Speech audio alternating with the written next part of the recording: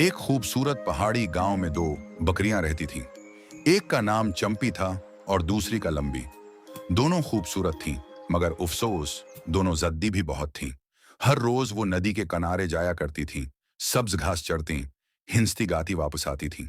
लेकिन एक दिन ऐसा वाकया पेश आया जिसने दोनों को सबक सिखा दिया। एक दिन सूरज चमक रहा था, हवा खुशबू से भरी थी। नदी पर एक लिकड़ी का तंग सा पल बना हुआ था।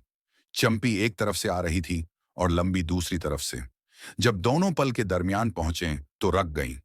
चंपी ने अकड़ कर कहा, मैं पहले आई हूं, तुम पीछे हट जाओ। लंबी ने गर्दन झटक कर कहा, नहीं, तुम हटो, मैं बड़ी हूं। पल हिलने लगा, नदी का पानी शोर मचाने लगा, मगर दोनों में से कोई भी पीछे हटने को तैयार न थी। चंपी बोली, मैं नहीं हटूंगी। लंबी ने कहा, मैं भी नहीं। और अगले ही लम्हे दोनों के सींग जोर से टकराए। पुल कांप गया और दोनों सीधी नदी में जा गिरे। आवा आवा, मेरी गलती नहीं थी। नहीं, तुम्हारी थी। पानी ने दोनों को बहा दिया। बहुत देर बाद वो किनारे पर पहुंचे, गीली, कांपती हुई, शर्मंदा। तब एक बूढ़ी बकरी आई जो नदी के पास घास चर रही थी।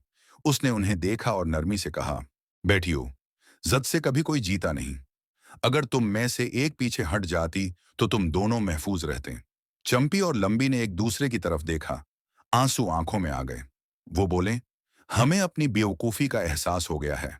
अब हम हमेशा एक दूसरे का ख्याल रखेंगे। चला मंजर, सूरज ढल रहा है, परिंदे वापस घरों को जा रहे हैं।